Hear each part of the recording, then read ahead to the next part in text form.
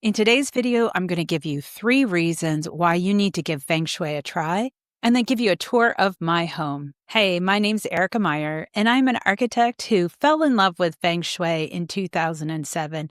And as an architect, I think this is a solid system for you to employ in your home. I mean, it's only 4,000 years old, so there must be something to it. It can get really confusing, but it doesn't need to be that way. So let me give you my highlighted tips of how you can use it in your home. So number 1, it will give you design, direction, and options, and room to grow and iterate. So anybody who is on Reddit or Facebook groups and you're asking, what color should I put in this room to make it feel more cozy? This is the answer for you. You need the 9-square grid or the compass, and you just need to figure out which direction that room is facing, and then the color palette is laid out for you. Customize it and curate it to what you enjoy in that space. So number 2 is that once you start using Feng Shui principles, you can stop chasing trends and trying to figure out your style. Your style is you. And you can figure out with this system how to make the hand-me-down couch and the cool vase that you found at Target, and where are you going to put that Shepherd Fairy Obey print. This gives you direction for where to put it in your home, and you can be as eclectic as you are. You don't need to be a certain style. Ugh, drives me crazy. Okay, and then number 3, which I think is so cool and really why I can get behind it, is that these principles at their most basic level are about the sun. And for all of us, wherever we are in the world, the sun rises in the east and sets in the west. We're going to use warmer colors at the equator. I live in North America, so my warmer colors are going to be to the south, and my cooler colors are going to be to the north. And then as we layer in personal development ideas that we're all working on in some aspect, and you're reading a book, you're listening to a podcast, and you're trying to incorporate these personal development areas into your life, your house can remind you and support you. And it's super cool. So if you look at that 9-square grid in the south, where it's the brightest, for those of us in North America, it's very public items. And then as you go up, it is much more personal, and the colors get darker and deeper and more personal. You can always use a little flash and spark of fiery, fun, beautiful colors in little touches. All rooms should have a nice balance of all the elements. This gives you a foundation to work with. And then if you look at the grid from the east side on the right, where the sun is rising, it's all the morning activities. And at the center is all the midday activities, your career and your health and your reputation. And then on the western side, as the sun is setting for all of us, it's time with your sweetie and your family and your dreams. I just love it. It just makes so much sense to me. I hope you enjoy it and start thinking about these things in your own home. So now on with the show. Each chapter is nicely marked, and then I have a subchapter just so you can jump into design. And let me tell you, I will not be sad if you listen to everything on 2x. Go for it, because I certainly am. And finally, if you like optimistic design that lets you be you, please follow and subscribe and follow me for more. Okay, let's go on with the show.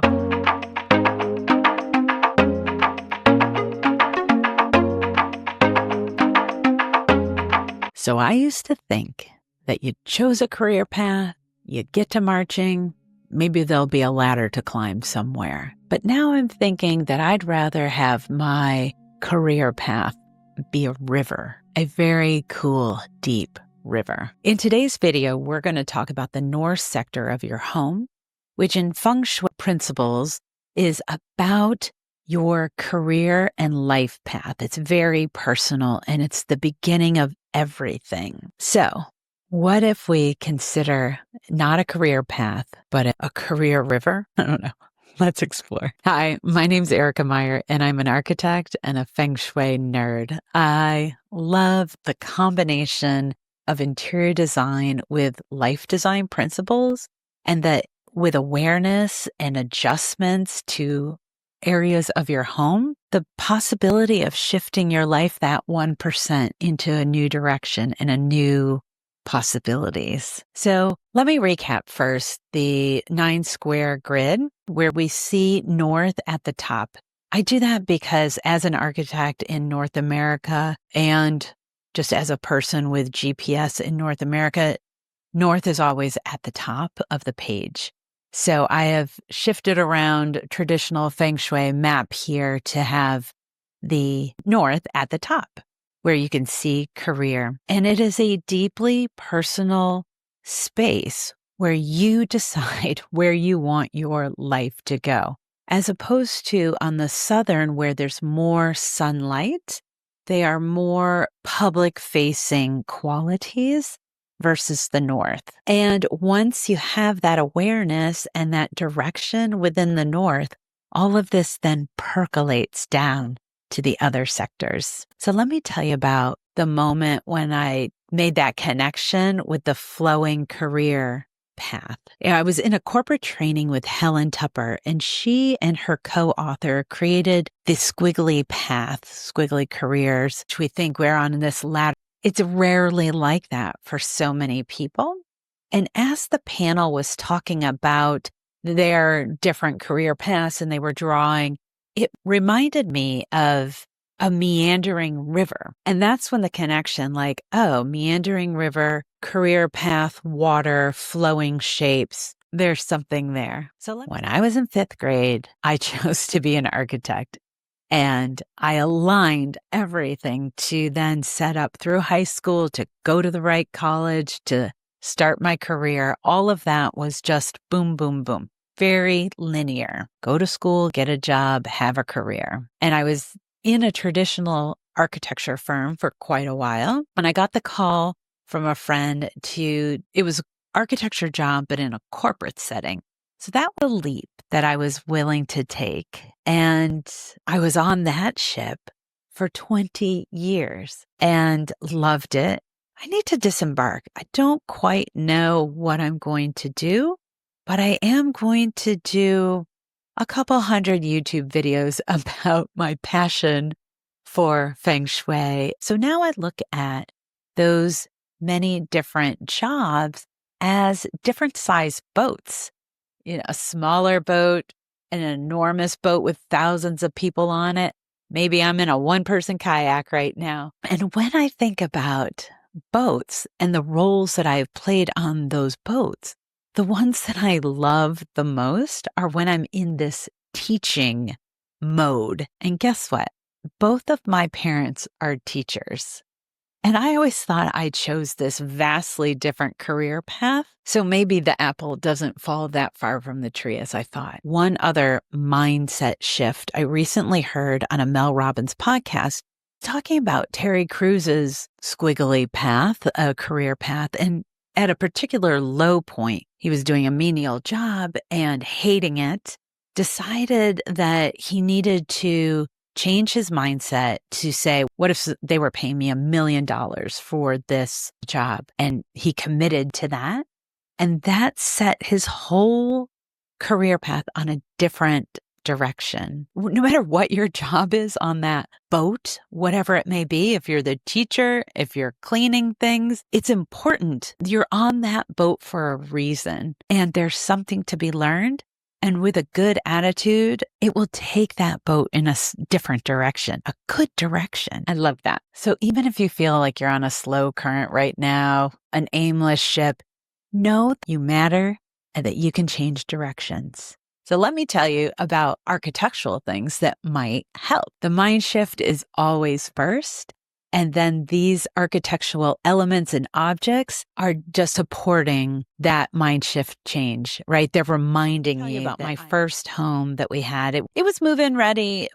Yeah, we would have done renovations eventually, but it was fine. We bought it and sold it as is. Any of the other renovations, any other changes that we did in the house were just paint and some light fixtures. But years later, when the new owners sold it once again, take a look at what they did with their renovation. I don't know if it was intentional or intuitive or just luck, but they chose the appropriate colors for the north sector. Look at those blue cabinets. Sure, it was also very trendy at that time, so it could have just been luck, but they were drawn there. They still had plenty of choices when they were renovating. And they sold that house for exponentially more than we did. The market was in their favor, but did this also boost it just a little bit? I love that possibility. And then we come to today, where we are sitting in the north sector of my home, which is still very much a work in progress. And we've got two big issues that I'm working on still.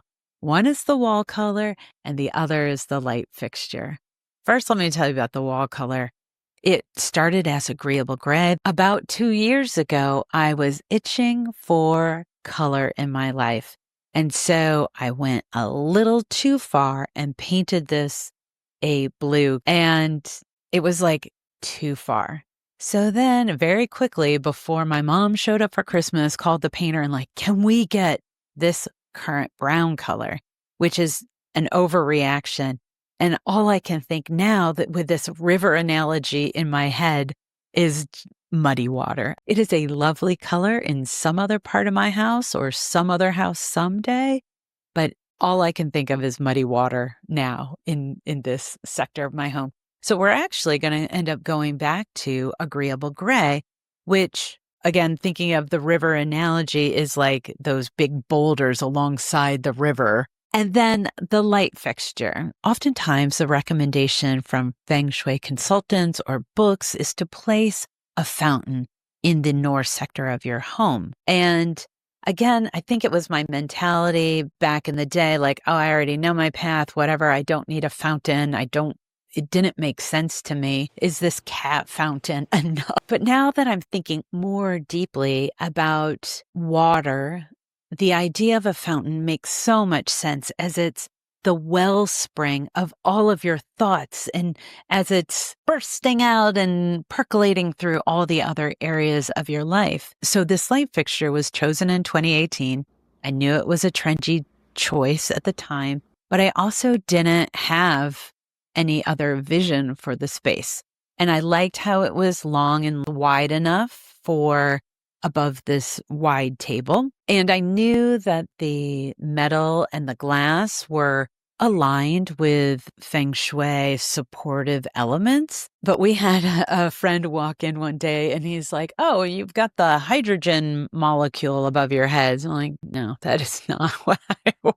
So the goal now is this gorgeous Murano glass, very fountain-like chandelier in blue, that everything about these tubes and the color just symbolically speak to me about that wellspring in our home. So, future video right there of the before and after that we're sitting in.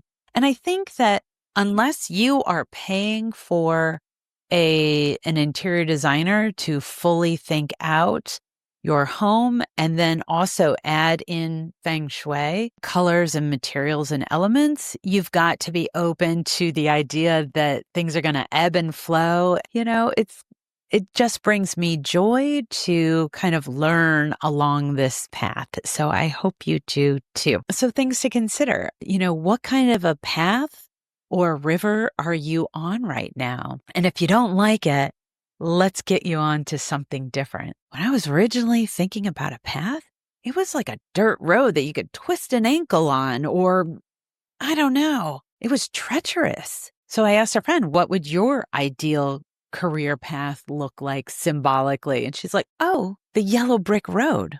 Like, oh my God, that sounds a lot nicer than my dirt path.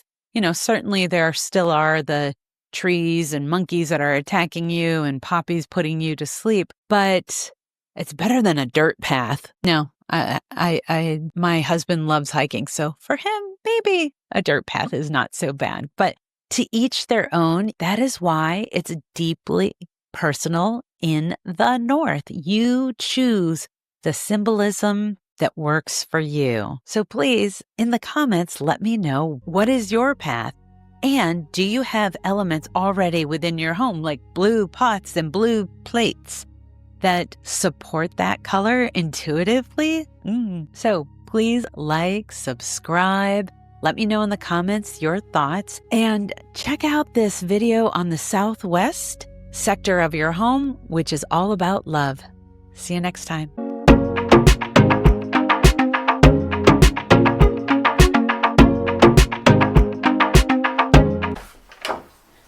Hey YouTube, welcome. I'm so excited to have you here today. Why start in the closet? And that is because in this particular house, it's in the southwest sector of my home, which is where, if you want to focus your energy to manifest love and relationships, or fortify your love and relationships that you have, this is where you can focus those energies. You have to use what you've got.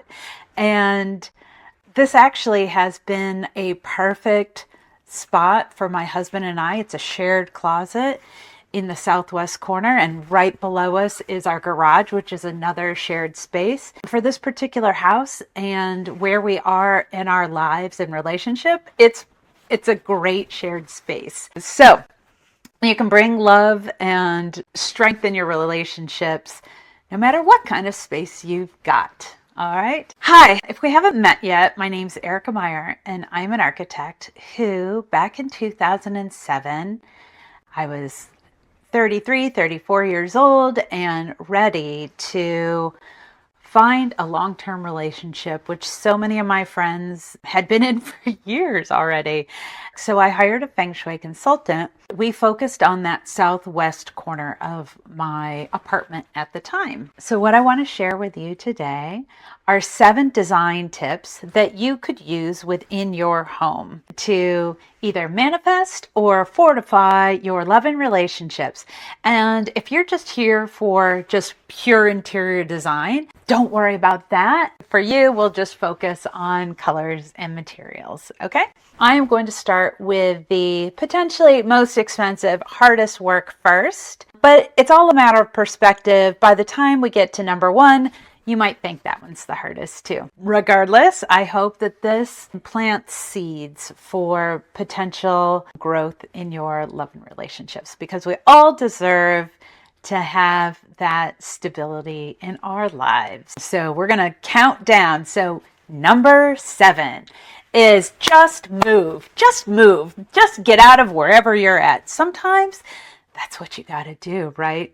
Now, that's pretty extreme, but I'm filming this at the beginning of February 2025. For a lot of people, springtime is a time to move. So this might be perfect timing for you and something that you can consider in your next space. In the first house that my husband and I bought, honestly, we just got lucky. We were searching for a house. It felt like, of course, forever. But finally we found this house, and it had the neighborhood, the commute, the right price, of course.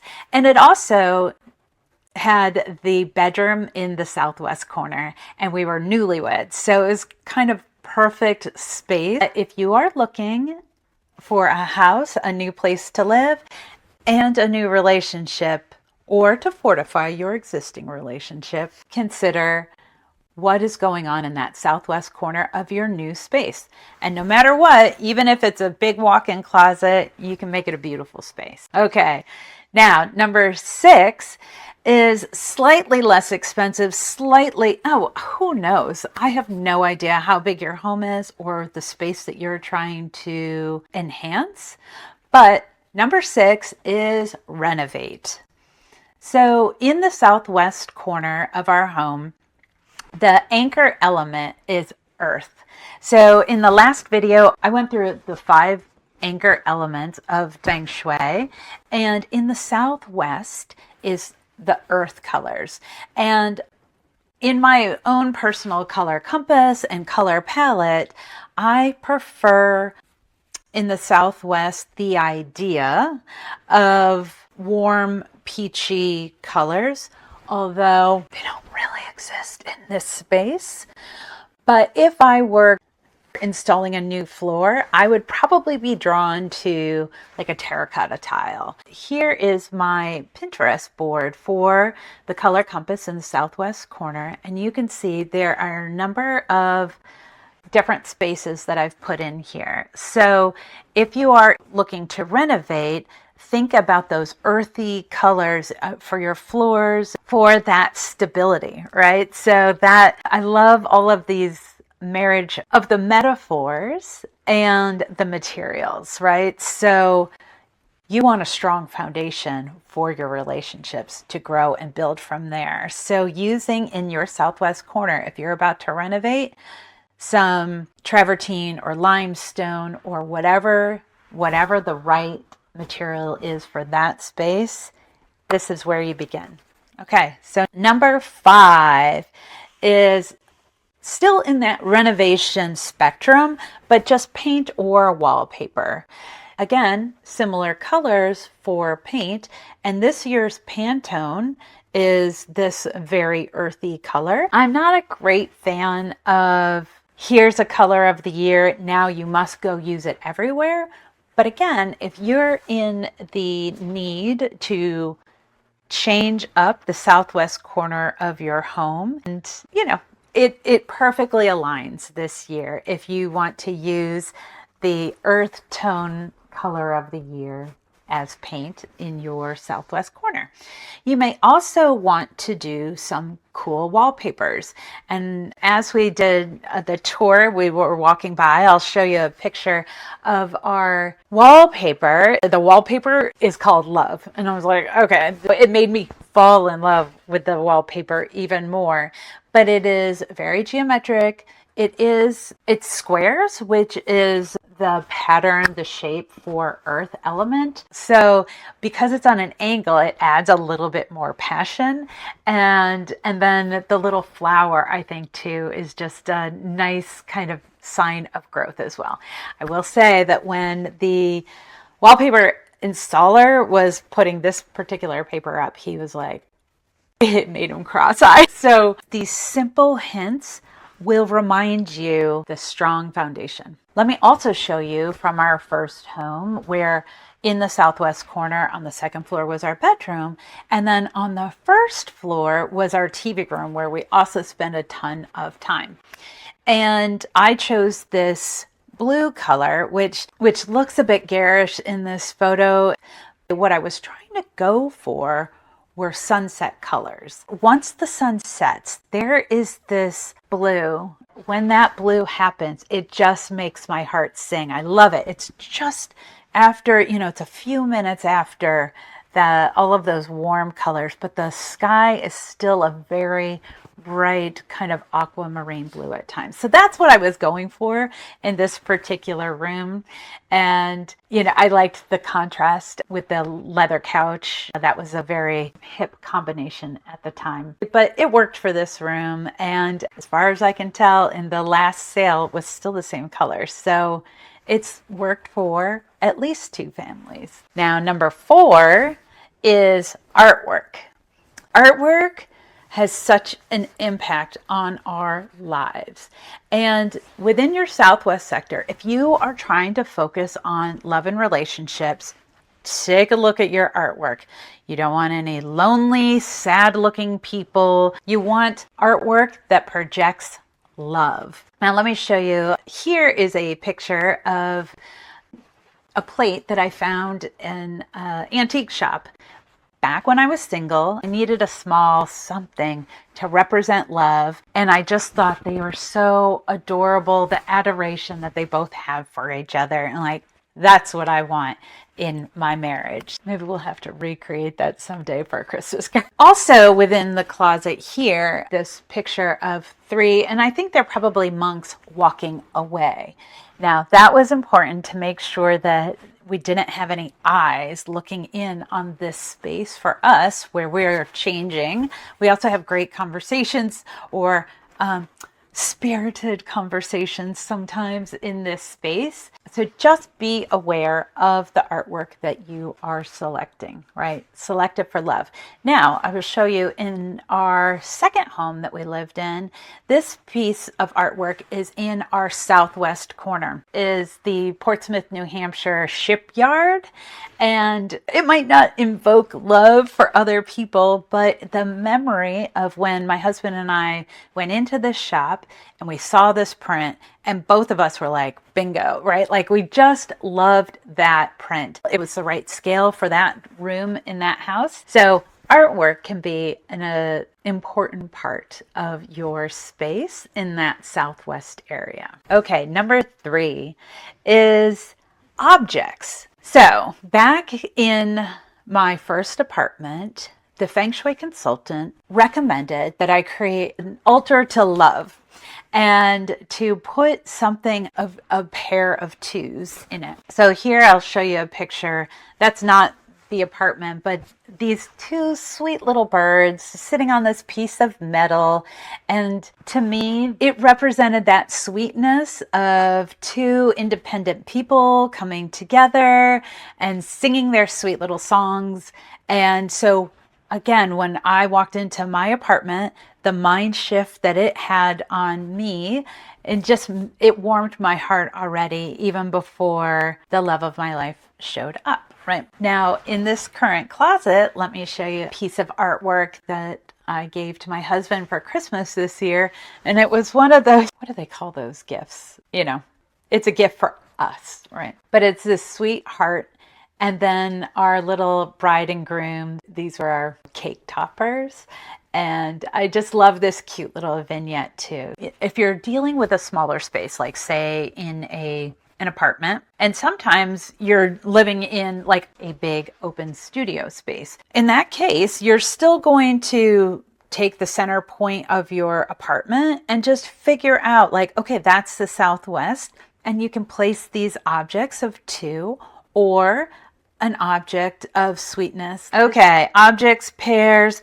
Oh, and then the final, to show you back to that house number 2, the lamps were also very important. So that's how, this picture of love and then the 2 lamps and the couch where people could sit together, that was all important, a part of like the composition of that space at the time.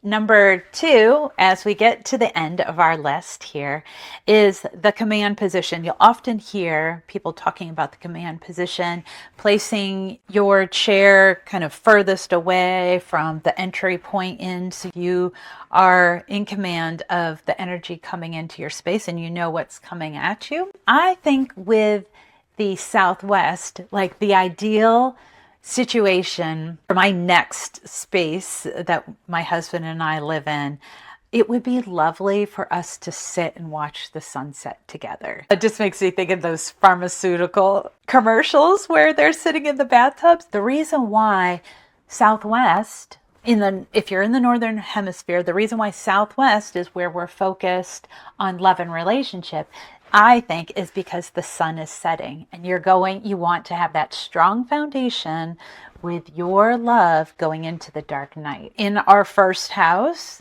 again, where we lucked out into having our primary bedroom in the southwest corner, you can see here the bed is facing out. Always make sure that your bed is, in control of the energy coming in, right? If you can have a solid wall behind you, that's what you want to do. Okay. And then for the last one, which is the least amount of money, but potentially the hardest to do, or the most important part, is to clean and organize. If you are here to figure out how to attract love into your life, the most important thing is to start to clean and organize. Potentially forgive. You have to shift that mental energy. And right now, if you're still watching, you want love in your life and you deserve it. And all that has come before has brought you to this point. And so go clean just by picking things up, dusting under, is dusting away all of those thoughts. For me, at that point when I was 34, I was getting pretty disillusioned that I might not find love. And then at the same point, I was like, no, that's ridiculous. If everybody else in the world can find love, so can I, and so can you. And so keep your heart open, clean and organized to open your heart, because as it opens, love will find you. You are telling the universe you're ready for love, and love will come to you as well. So you have to do the work. You can't just put two things of something and say, okay, where's my love? And once that love has come and you are moving on to next stages, you're always working on that relationship. There's always something more for us to learn and grow and enjoy this planet that we're on.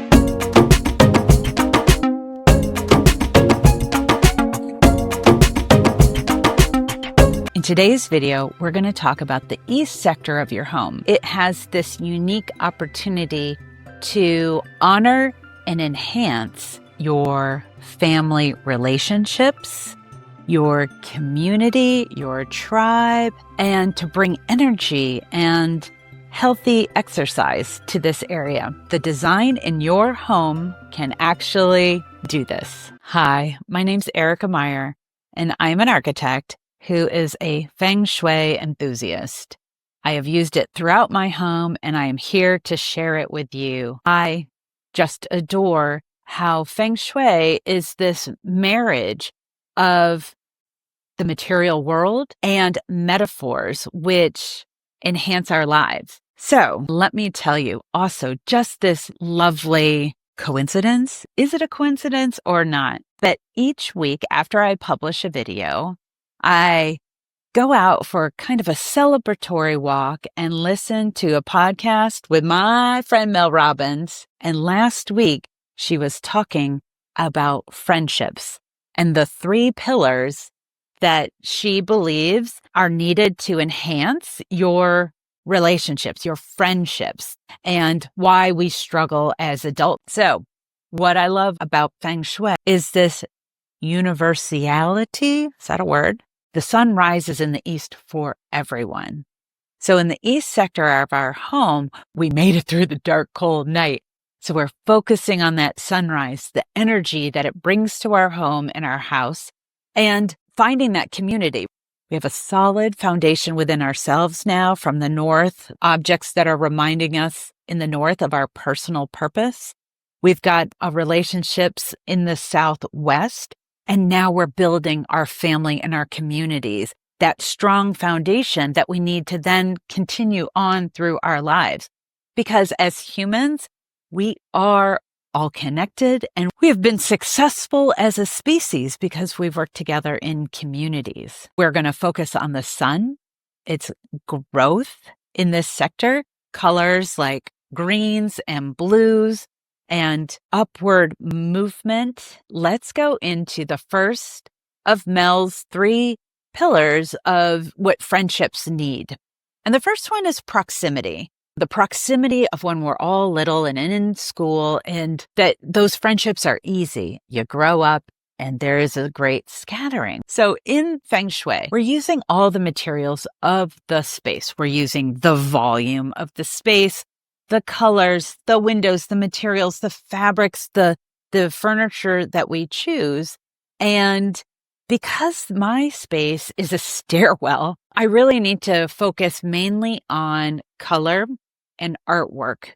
Because it is a vertical circulation space, it's not great for plants. There's no furniture in it because it is very utilitarian space for us. But it can still have meaning and importance and purpose in our life. What I have chosen in this house is this gallery wall of my family here. It's close enough to the east sector of my home. This is my moment of honoring them and seeing how we've changed over time. Also, within this space, just recently, my husband came home with this print, and I'm like, where are we going to put it? And he's like, I don't know. I just liked it. So I found this spot. I thought that this wall within the stairwell was just a perfect spot for it. And then it started dawning on me, oh, I've got that print from my friend. I went to high school in the Buffalo, New York area, so she gave me this print. My dad created this frame, and it's just been sitting in storage since we moved in. And like, oh, let me go get that. And then this is just this little cute little print of a buffalo too. So we've got this bison theme going on all of a sudden.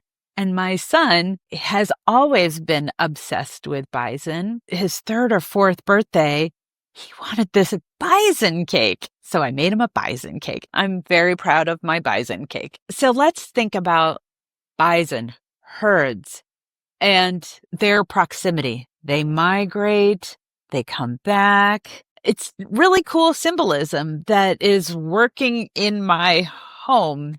What kind of collections do you have? So because I have this gallery wall, then I have this larger wall going up the stairs that we don't yet have anything on that wall. So I was thinking this would be a great place to do a larger gallery wall honoring all of the different clubs that my husband and I have been a part of throughout our lives. What are those communities? There are just so many. Possibility of filling this wall. Sometimes we feel so alone, but then as you reflect back in your life, this is an area where we can focus on past communities, current communities, and future communities. But the idea of putting together a gallery wall does not fill me with joy.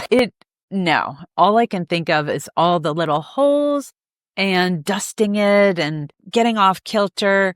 This little gallery of 5 photos kind of drives me crazy when I dust it. Make sure they're plumb. If you have tips for that, please let me know. Going into objects, if you have only room for objects in your space, let me show you this awesome green glass vase that has been with me for so long. I got this when I was working at a TJ Maxx in college on Christmas break, and this was something that I just loved, and it has traveled with me all these many years. Rather than creating a gallery wall for now, I've chosen to let this vase be a symbol of all of these groups and communities and tribes that I've been a part of. This is the container to honor you guys for now. The thing that I also love about these videos in that sharing, I'm also learning and creating new ideas. And what occurred to me, what I would prefer instead of a gallery wall of many different things is to create a quilt. Now, I've only created one quilt in my life thus far. Now I am inspired to pull out the few scraps of fabric that I have and then to request from my friends just a little strip, just a little vertical strip of a piece of material that they love. And I am going to stitch them all together, and I am going to create some sort of wall tapestry / quilt to hang in that vertical space. So then 2 things. When we move someday, I don't have a million holes to fill. I don't need to dust it. And I get to take this beautiful piece of art with me that is special symbolism for me and my family and all of the beautiful communities that we've been a part thus far. So thank you in advance, dear friends, for sending me these scraps, and I can't wait to start my quilting community.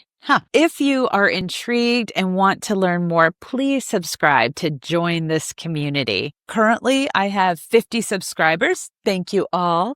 And it would be great to, in a community video, to see how many people we can grow this time. So Thank you very much. Okay. The next pillar from Mel Robbins' Building Friendships is time. And in her analogy and thesis, she is talking about the amount of time that you spend with a person and how deep then that relationship can go. I found it very mind-opening to think about the time spent with people. Let's move that time metaphor into Feng Shui symbolism, which growth in the East sector, it's focused on big trees and that community of trees and their roots, right? Think about those big redwood forests. And apparently they have shallow root systems, but they're all connected, right? They need that forest grove.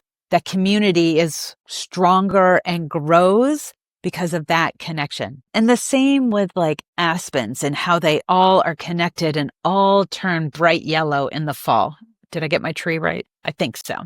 Thinking about time and the amount of time, the trees and the rings that are growing. So here is all cool symbolism or pillars, right? That you can use into your East sector to memorialize time and the amount of time that you have in these communities. And if you like this analogy, please hit the like button. The last of Mel Robbins' pillars is energy. And the energy that you bring to your friendships, she goes into let them and let me. And in the architectural sense, the energy that you bring to the space. When we built this house, I knew that the stairwell was going to be in this East sector, and I could work with, the sun rising, capturing the energy of the day. That is an important part of bringing the energy of positivity for your community in your home and making that work. I want to share with you also my Pinterest boards below. What I'm trying to do in these Pinterest boards, I'm not selling anything right now. I don't know. Leave that open to the future. You most likely have something different going on in the East sector of your home. So you will find here all different kinds of living rooms, dining rooms, libraries, bathrooms, bedrooms, but in a color palette. Well, first, of course, the color palette kind of speaks to those jewel tones because that's what I'm first attracted to. But then I have tried to also include more neutral rooms with just a pop of green or pastel palettes. No matter what your preferred color palette is, and I do have a video talking about that, you can enhance this area by supporting it with the colors that speak most to you, with the objects and artwork that speak to you and your family and your community. Enjoy designing. So please take a look at that Pinterest board below. So in conclusion, your East sector is about your communities from the past, present, and future. Will I put my YouTube, that subscriber button in this spot? Future video, where will it go? We have some time to figure that out as this channel grows. And I truly thank you for being here. In the next video, we are going to talk about the Southeast sector, which is all about prosperity, wealth, abundance. It's going to be a good one. So please subscribe.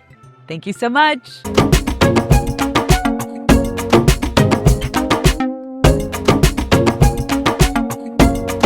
Hello and welcome. In today's video, we're going to focus on the Southeast sector of our homes, which, if done right, can attract and cultivate more abundance and wealth and prosperity in our lives.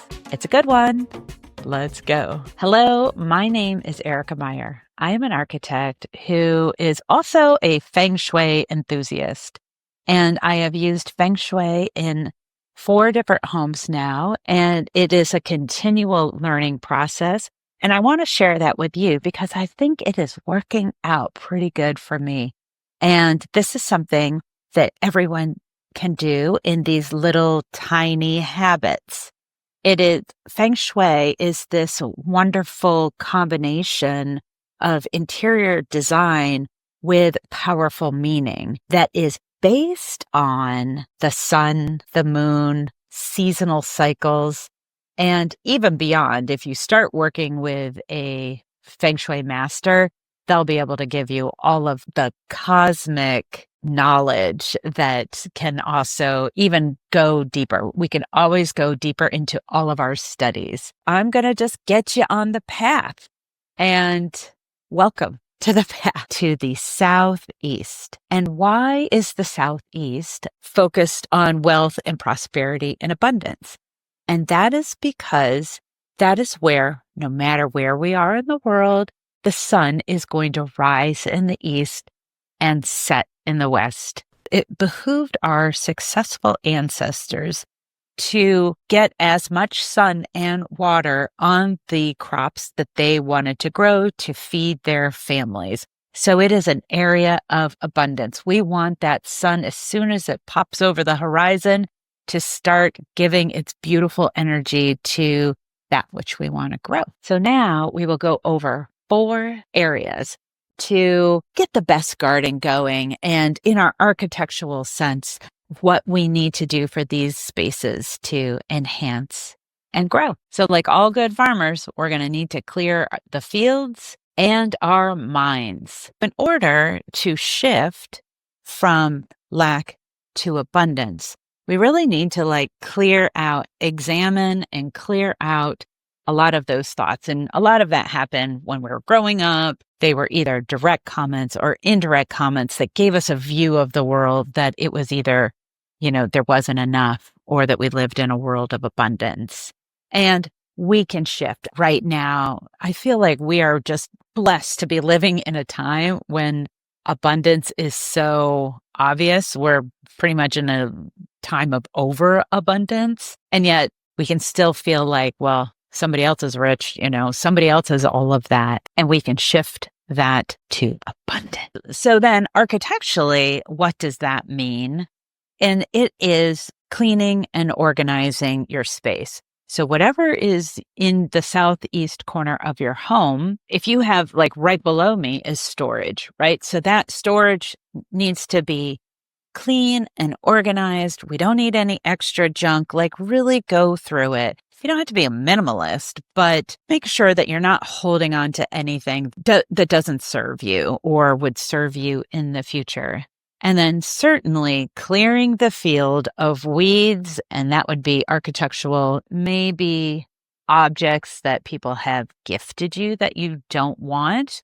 Or, it might be a purchase that it's hard to let go of, but it will serve you ultimately. Give it to a friend. Give it to Goodwill, give it away. It needs to be cleared in order to open up and bring in new items and new prosperity. And by giving, you shall receive, right? It is beginning to shift out of lack, because if you are in lack, it is very difficult to give anything away.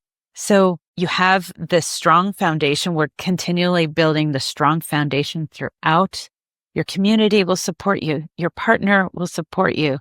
You've got that deep inner strength. Be brave and give away those items that no longer serve you. And then the ones that you want to keep, get them organized. Okay, and then on to step number 2. We need to decide what we're going to plant. And that can be anything you want. Do you want a flower garden, a vegetable garden? I don't know, an orchard of apples, whatever it is. It reminds me of Ramit Sethi. He's the guy who I will teach you to be rich. And everybody's rich life is something unique to them. He doesn't want to drive a fancy car, but he's got apparently cashmere sweaters that cost as much as a car. I personally, one of my, when I'm feeling rich, is I like to pay for premium parking. It's just something that makes me feel special. We all have our weird things. And my husband, on the other hand, doesn't mind parking a mile away for free and walking. There's some merit to that as well. We all have our different items that we feel rich.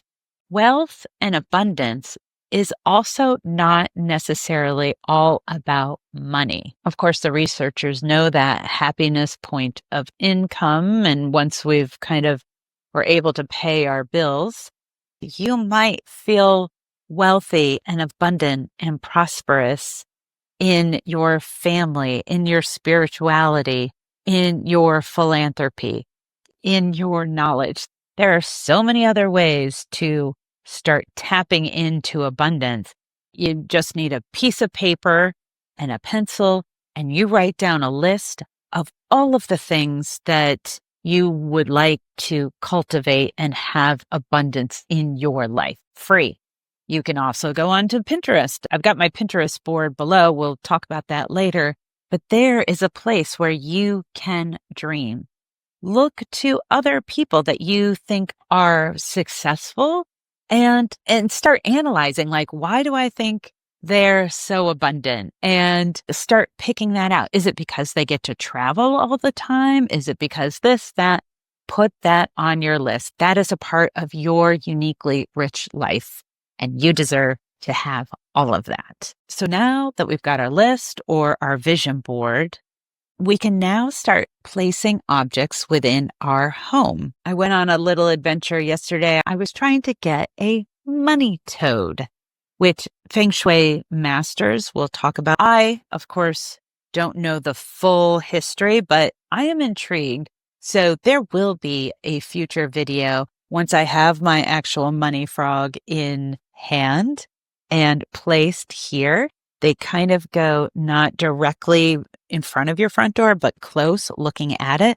So the energy can come into your house and flow through. And from Amazon, they look to be fairly affordable. So that is one object. But I believe that any kind of object of abundance will do. You put your heart into that object, that then starts to unlock the universe. The other fairly low cost objects that you can start to put into your home in the Southeast that it's going to soak up all of that sunshine are plants. Let me show you this plant that a friend gave me. So this lovely plant, you can see the little babies are growing. She got this plant from a friend, and her whole front porch is filled with little pots with little baby plants that she gives to all of her friends. She is abundant in sharing that abundance. I've got a jade plant over in that corner, and that is one of the very traditional money trees. And it's time to start pruning ever so slightly and then putting it in water so it can start to root, and then I can share that one with my friend.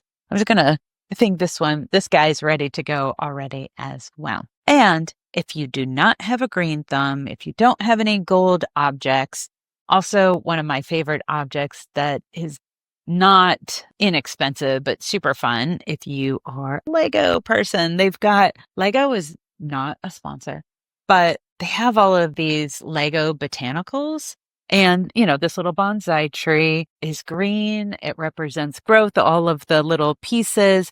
So I think that there are many different objects that you can plant the seeds of your wealth in. Okay, so number 3 is cultivating and then harvesting. So throughout the season, you're going to water your plants and you're going to weed, and then eventually we're going to harvest. So as we move that into an architectural mindset, that is the ability then to go even deeper, to paint colors that speak to you, to add furniture that is representative of growth, and to add artwork. You want artwork which feels abundant and growing. You don't want any artwork that is dark or sad. You want uplifting and joyous artwork in this area. All of the walls with artwork in this sitting room speak to my shared abundant dream with my husband. He started in this room as an office and put up this gallery wall of national parks that he had been to before we met. And now we have clicked off a number of them together and with our son. And now we have so many more national parks to explore and visit. And that is what is wealthy to us, to be able to get to see those national parks. And then this piece on this wall is from Crate and Barrel, and we walked in together one day, and that's the piece for here. And then on this wall, I've got a mirror and two more of the blue Copenhagen plates that are special for my family. I was given a lot of them. These Copenhagen plates were definitely an abundant inheritance that are now slowly starting to find places within our home. And it brings me joy. They're a beautiful color. Cultivating, weeding, watering, eventually harvesting is a fairly linear process in agriculture. But as we're designing in our homes, we can do it in little bits and starts. This room took many years to get where it's at. And I still have a number of wishes and desires and changes, but it will take time.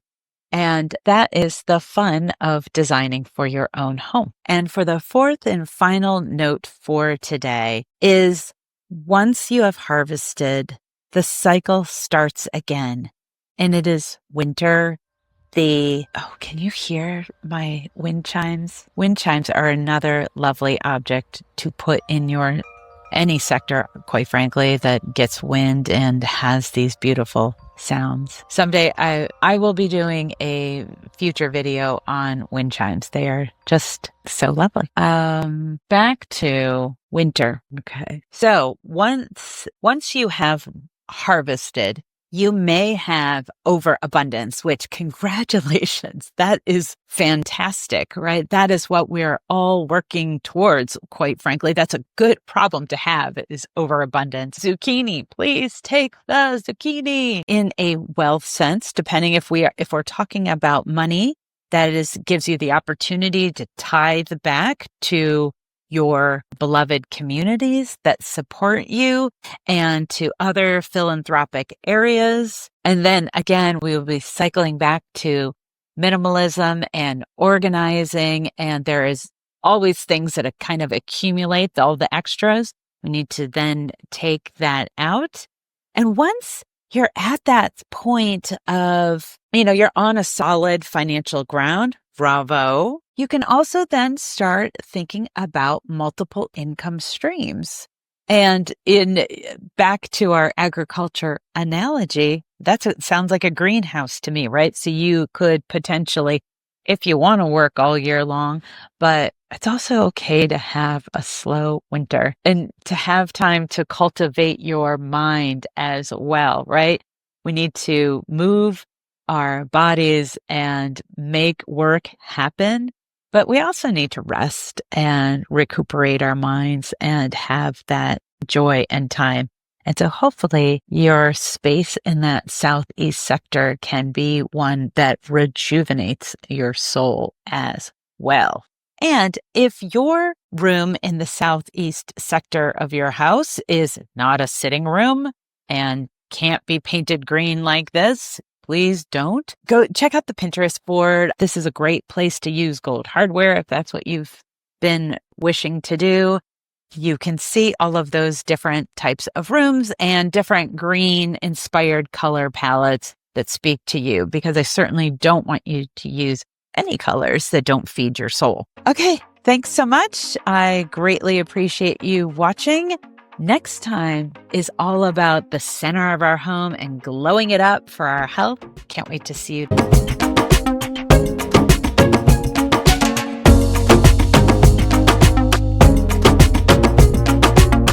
Welcome to my kitchen.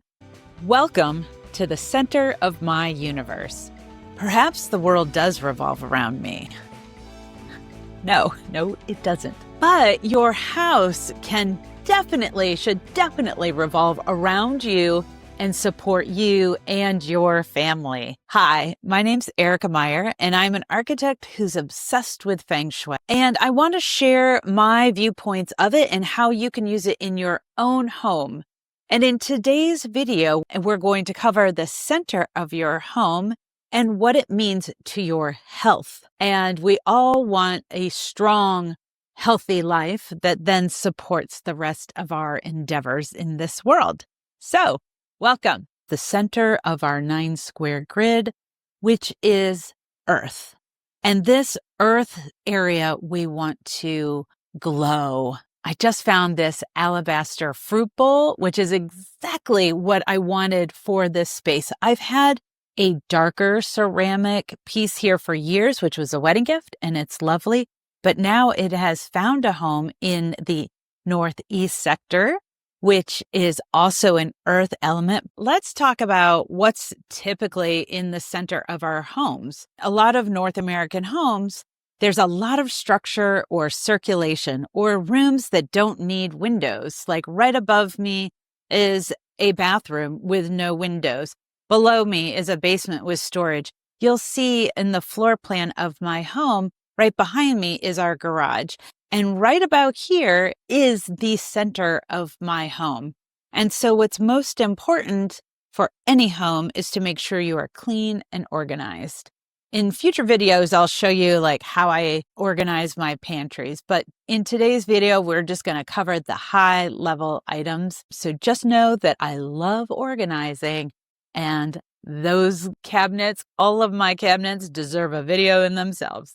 I love them. So let me show you first how to find the center of your home. And I'll do that with the first apartment that I had, which I had professionally Feng Shui'd, which you can see here on the floor plan. And what you first need to do once you get your floor plan is find the outermost points. And you'll see that I put in north in this upper corner here. On the color compass on the right-hand side, this is north here.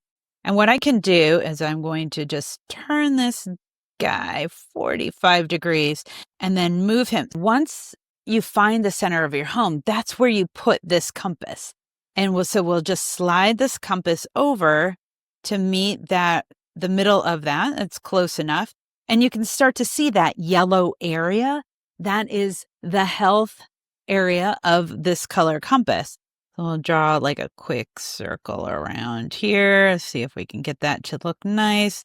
And then we'll take the compass away. For this apartment, all the colors should blend together. Each area of your home, although you'll have anchor elements like water or earth, always combining those 5 elements. We're not going to just use one single element that throws the energy too far off. So in the center area, you could see I had just a cabinet, right? So that cabinet needed to be clean and organized. Now, in the second home, north was at the top of the page and our front door was facing south. It was an easy translation.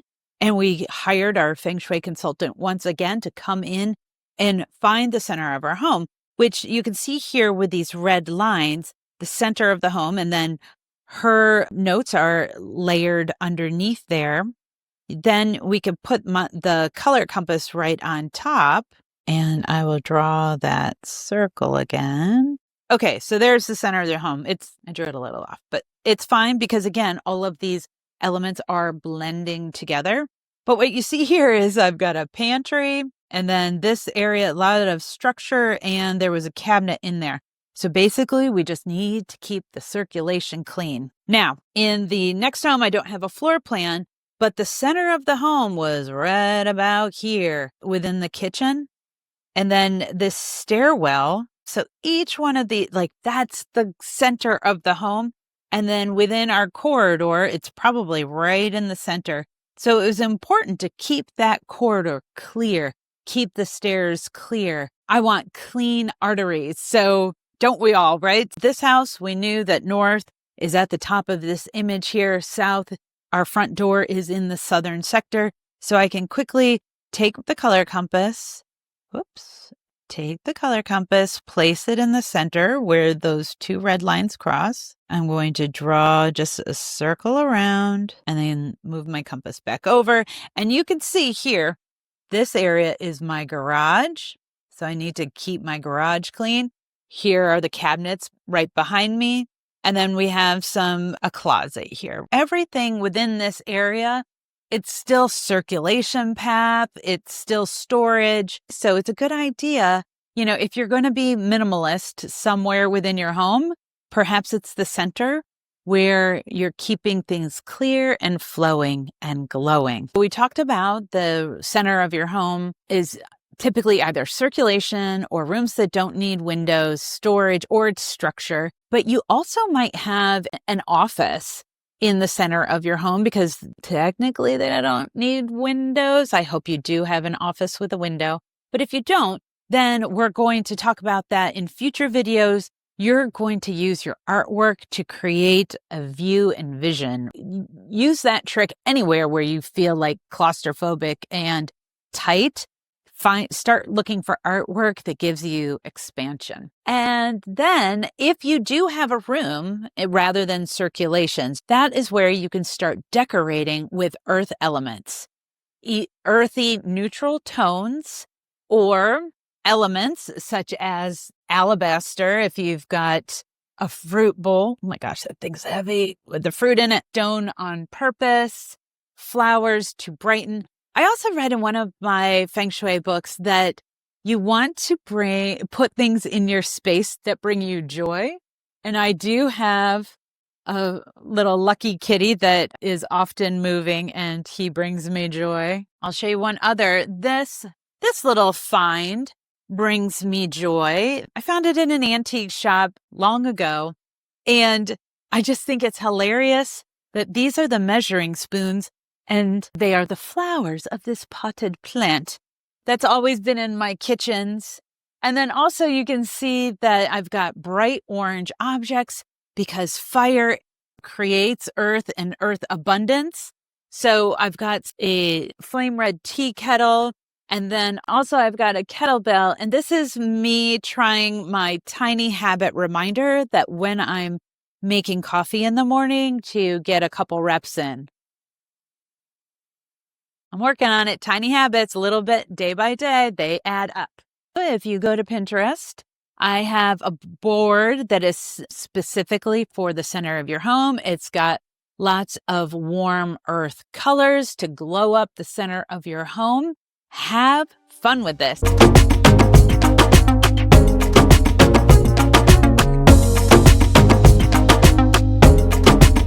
Hello and welcome. Did you know that there is a direction within your home, a sector of your home or apartment that once you start paying attention to it can help manifest both your travel desires and the helpful people that make life enjoyable? If you're watching me on your phone, head on over to that corner. I would love to be your helpful person today. My name's Erica Meyer, and I'm an architect who back in 2007, started falling in love with Feng Shui. As an architect, I'm passionate about sharing this with you because I think oftentimes Feng Shui can be confusing for many people. And I want to bring it down to just the most basic level so you can start employing objects and colors and patterns within your home to benefit these energies. It is industry standard, at least in North America, that plans are drawn and presented with north at the top of the page. Your phone is typically going to open up to a compass that has north at the top of the page. When I started my journey, it was difficult to wrap my head around a Feng Shui ancient compass that's probably about 2,000 years old, has south at the top. And that is why I'm so passionate about sharing this rotated color compass so you can easily overlay and get these basics into your home. And today we finally move into a metal sector. We are in the northwest sector of my home on the first floor where we have a guest bedroom. We use it as a drop zone. more often than we get to use it as a guest bedroom. So in the Northwest, the main element is metal, which is represented by grays, obviously metal sheens, and white. When we built this house, we could either do agreeable gray, something that was kind of a pinky color, and something that was kind of a yellowy color. It was 2018, and the gray trend was in full swing. So this room, I have not changed the wall color because it's very agreeable. The update that I did for this video was this large map of the world that during COVID started plotting out where the Meyer family world tour would go. I couldn't quite find a home for it. So I rolled it up and put it away. But for this video, it occurred to me, oh my goodness, let's go get out that big old map, get it on the wall so we can start focusing on this again. And the other thing that has changed over time for this guest bedroom is when we moved into this house, you just get that stuff in, try to get stuff on the walls, you'll figure it out later. Originally, this room had an enormous extra bed that just took up the whole space. This would have looked ridiculous behind a large headboard, but now this makes a lot of sense. We can physically walk up to this and start talking as a family. Where are we headed next? So, on that note, let's head upstairs and see what's going on in our helpful people sector. Shall I take us on a walk? Let's see. I didn't really plan for this whole thing, but we can quickly walk through the house and bring this upstairs. Maybe it works for a little quick B-roll. The lights aren't on at all. It's all good. It's all good. Welcome to my bedroom. Now let's start talking about helpful people.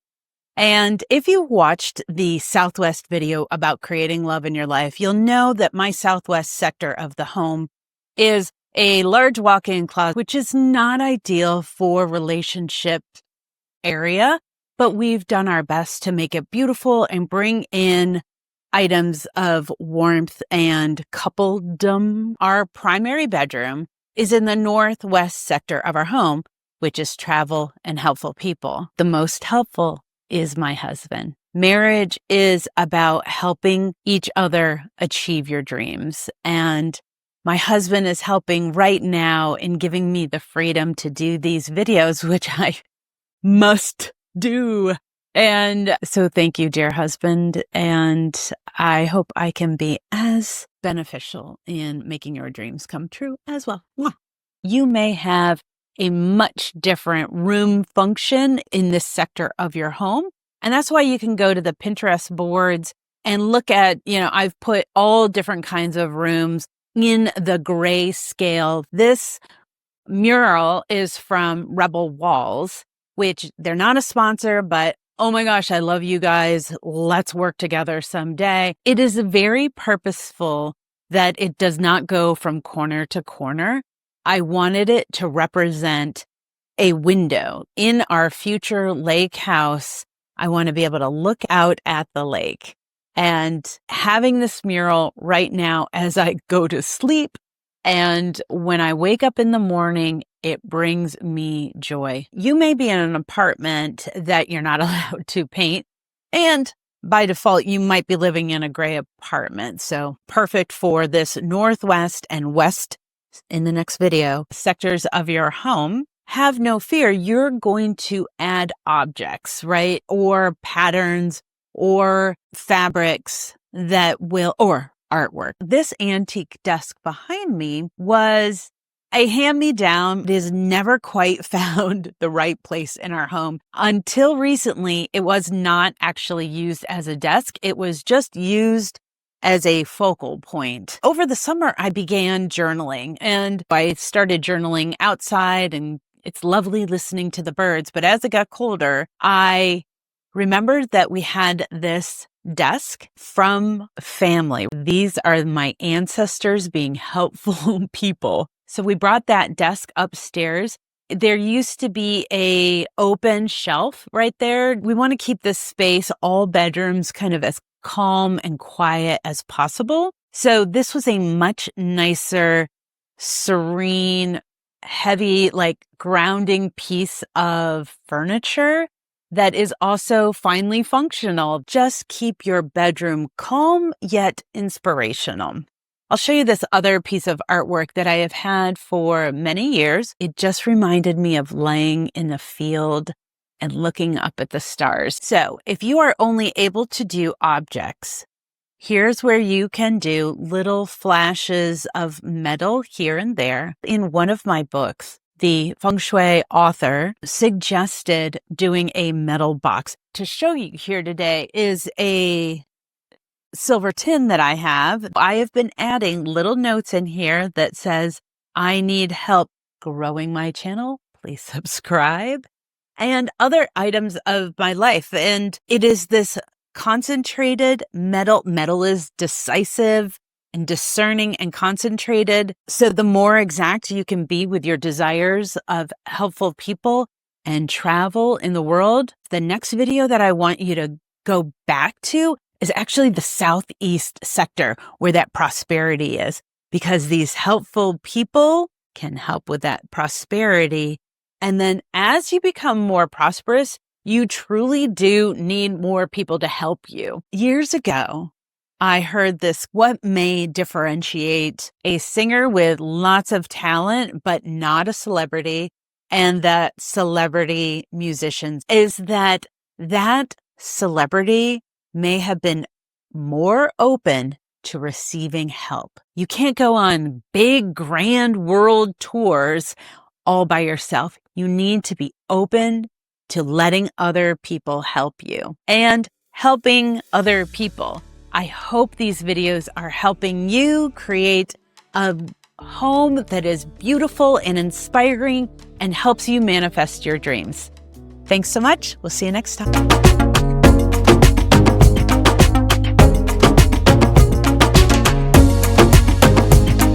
In today's video, we're talking about the west sector of your home, which is all about creativity. You've done a hard day of work. Now it's time to relax and enjoy your hobbies, enjoy your children. So that is what the west side of our homes are all about. Our mudroom is very small, but it is my creative little gem of wallpaper that you can start to see. And then we'll go upstairs because I've got a lot more room there. So we've got this wallpaper. I specifically put it up above because it's got that gold sheen. I don't want anybody bumping into it. You can see that's our guest bedroom back there. And we just have some hooks, kitchen. And then also as a part of our west sector, on the first floor is our guest bathroom. Joy and creativity is about the west. And the sector is metal, one of my favorite pieces of artwork. It looks like a water tower, but on closer inspection, you'll see that our little friend, the sheep, notices that it's actually an alien.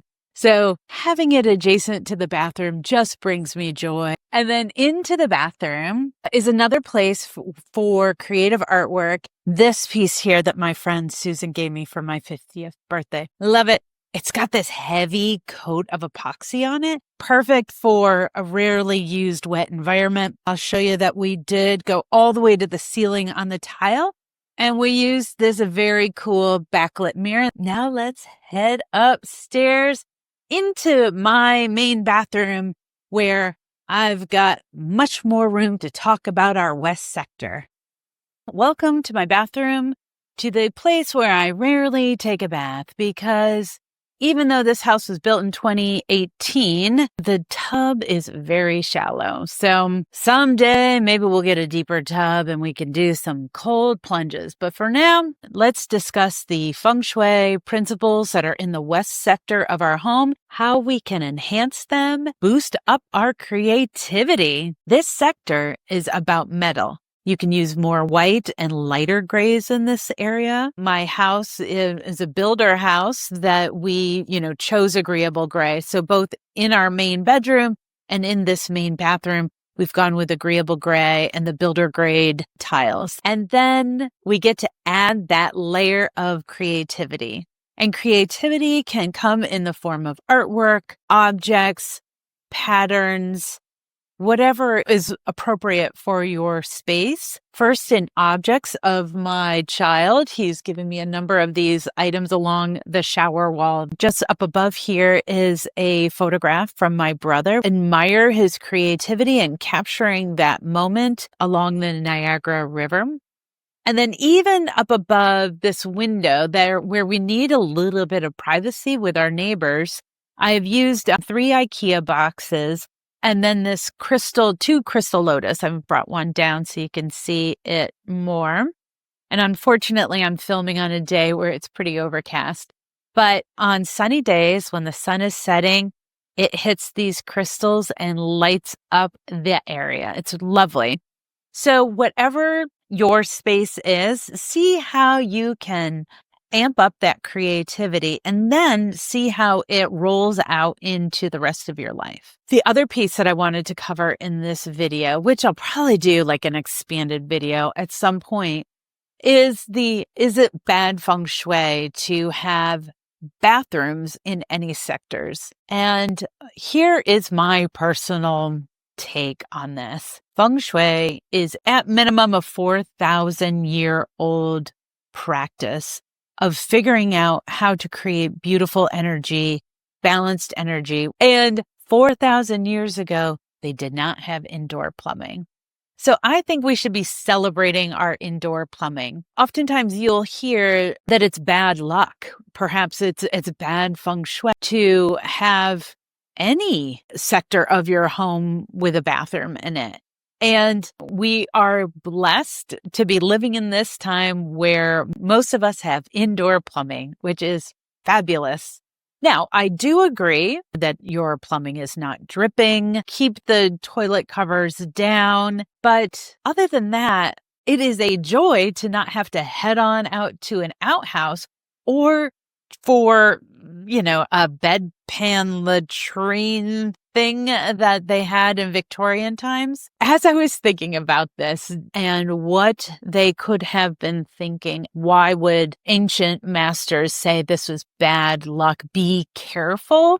It made me think of, if you watch the Game of Thrones, the Lannister patriarch, I think he's sitting on the throne. He's in the bathroom. If they had indoor plumbing, the plumbing was along the side of the building, an open place, and then it just flows out down the side. Obviously, just not as sophisticated as the indoor plumbing that we have today. So a lot more danger, a lot more disease that could have been contracted from those beginning indoor plumbing systems. In the center of the home video, where my kitchen is in the center of our home, and then there is a bathroom right above it, that's possibly bad feng shui. I mean, it could be terrible, quite frankly, but we keep everything in good repair. We keep the areas nice and clean.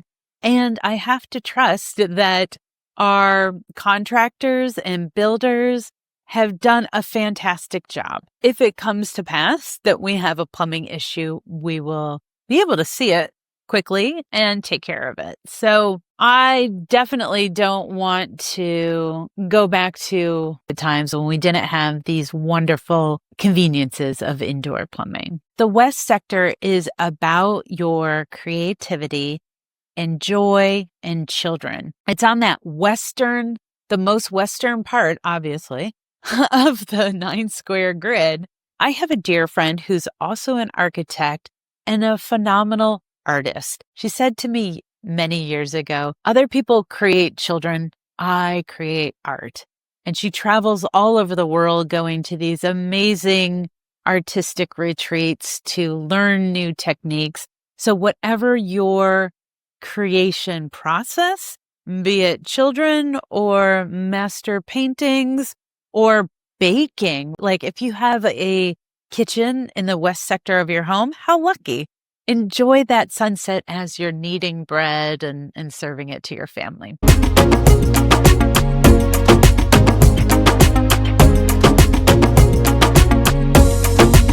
Hello and welcome. In today's video, we're going to talk about the northeast sector of our home. and how it is a space dedicated to knowledge and spirituality, and how we can further enhance this area to grow our wisdom and awe. Hi, my name is Erica Meyer, and I'm an architect who in 2007 fell in love with the practice of Feng Shui. I've used it in all of my homes since then, and now I am creating YouTube videos to share this knowledge with you because I think it is a fascinating way to employ personal development practices into the architecture of your home and let the architecture of your home enhance those certain sectors. Back to the northeast sector of our home, which is about wisdom, knowledge, and spirituality. And after we've gone through 7 of those sectors, we've certainly learned so much, and we continue to learn. And oftentimes, this might be a sector that's kind of overlooked, but it's so important to work with the Northeast and your knowledge and spirituality for the more knowledge and wisdom that you have as your prosperity grows. You know what to do with that prosperity. And with your relationships, we all have our ebbs and flows, and the more wisdom that you gain and the knowledge that you gain, you can navigate relationships. I think it's so interesting that it is on that opposite side of the 9 square grid. That means they relate. And also to either side of the northeast sector, we have the north career path and life purpose, and then our family. All of these pieces are supporting that which we have in the northeast. So from an architectural perspective, we have the earth element. So we can go with darker earth tones. If you're going to start with objects to enhance the northeast sector of your home, let me show you a wedding gift that we received from a dear friend. And it is this stone bowl, which we hold our remote controls in.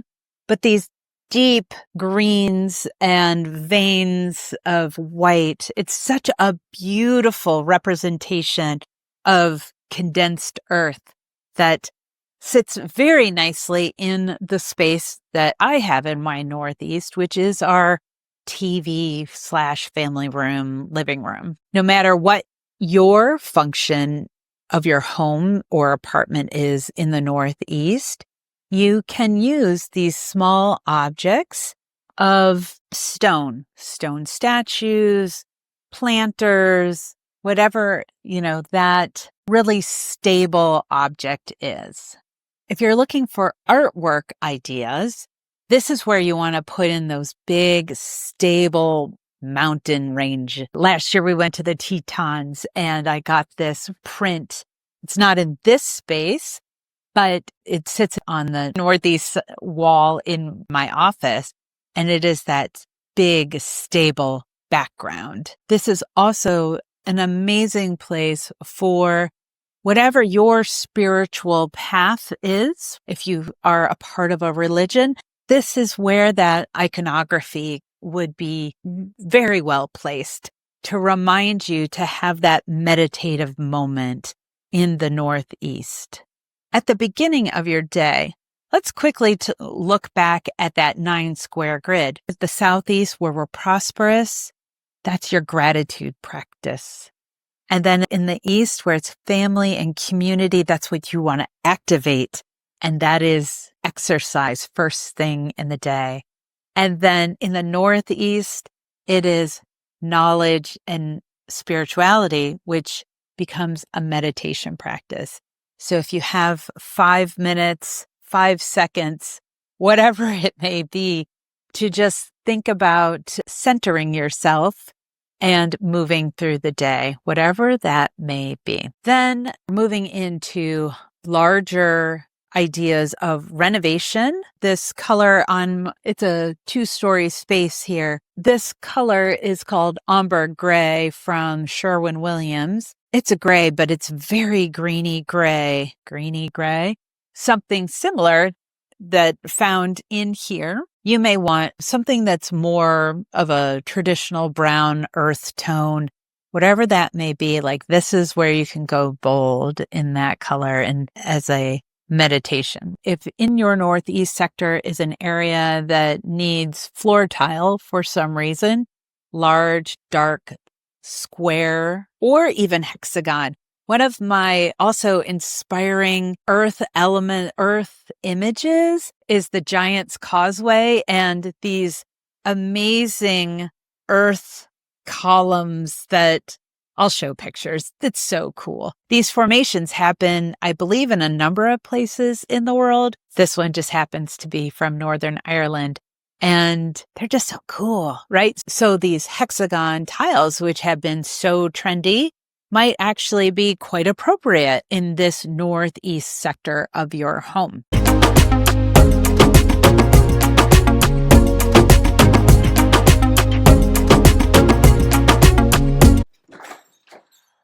Hello and welcome, YouTube.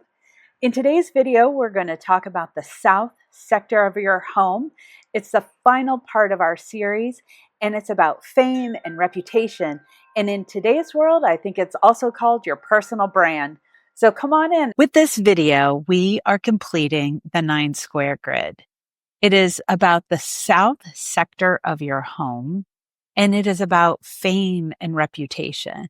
And I think in today's world, it might also be interpreted as your personal brand. If they don't know you as a good person or a good worker or a good whatever your desires may be, then it's a false impression. So let's get everything aligned so your home can support all that you want to be in this world. Hi, my name's Erica Meyer. And throughout the last 8 videos, I have shown what a crazy passionate person I am about Feng Shui. I think it is this beautiful marriage of materials and meaning. And this is a way for your environment to also enhance that. If your environment is really out of alignment with your ultimate goals in life and what you want to manifest, then it just makes the journey harder. All can be overcome, but ideally we want to be in a place of ebbing and flowing with life and enjoyment. And so I really think that these 9 sectors give more depth and meaning to all of our lives, to the final sector of our home, which is the south. Fame and reputation. And if you've been following the videos, you know that I have taken the Feng Shui compass and rotated it 180 degrees. As an architect, all of our plans, kind of industry standard for at least in North America, architectural drawings are going to default with north at the top of the page. Feng Shui, which started 4,000 years ago, the south was the most important direction because that is where we are getting the heat into our homes. These practices are very intuitive. Today's architects take into consideration solar gain and elevations change because of the potential solar gain. So then if we go back to the personal development sectors, fame and reputation, and we're looking at the sun rising in the east for all of us, and at high noon, where the sun is directly shining upon you, it's reputation. Does your reputation hold up in the bright light of the high day? When designing any room in that south sector of your home, the element is fire, and fire is passion. As you can see, I'm very passionate about sharing this ancient practice with you and hopefully in the most practical way possible for today's world. And the colors are reds and yellows, anything fire, architecturally represented or graphically represented by triangles. So you can see in the background here, I have this fun, kind of a little retro wallpaper to enhance the energy of our south sector. We also have a red welcome carpet because I want you to feel like the star that you are when you come to visit. Also, any light within any room is fire. This lamp, because it's in the entrance of our home and we have this decorative glass door, I actually have on a timer so that first thing in the morning, it is on and welcoming as we're coming downstairs and getting our day going. And then I also have it on at night. You don't need to know any of that stuff.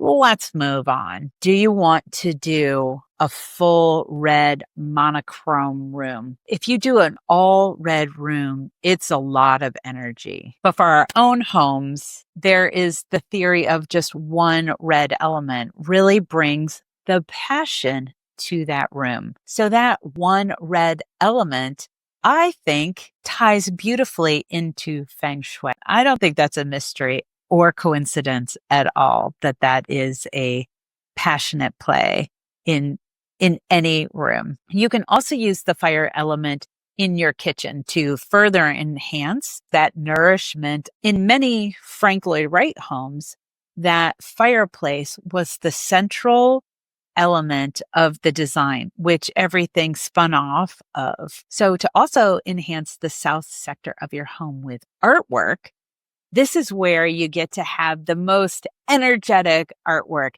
racing horses or sailboats crashing through the waves, whatever gets your blood pumping, go for that.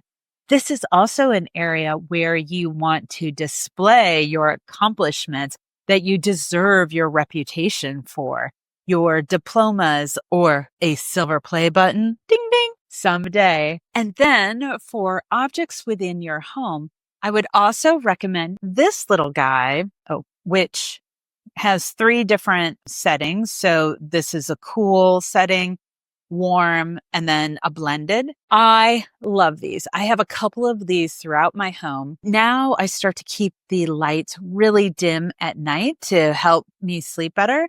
And I walk around, instead of the old-fashioned candlestick, I walk around with this to illuminate the place and then just turn it off and I can recharge it. This is the final sector.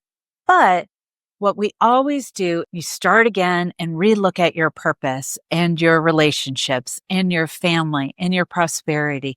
And we can always improve all of these things. If you haven't watched all the videos yet, please do. Your house is here to enhance your dreams and support your dreams, but you are the one that needs to take action. So please like and subscribe. Follow me for more tips. Thanks so much for watching. We'll see you again next time. Mwah.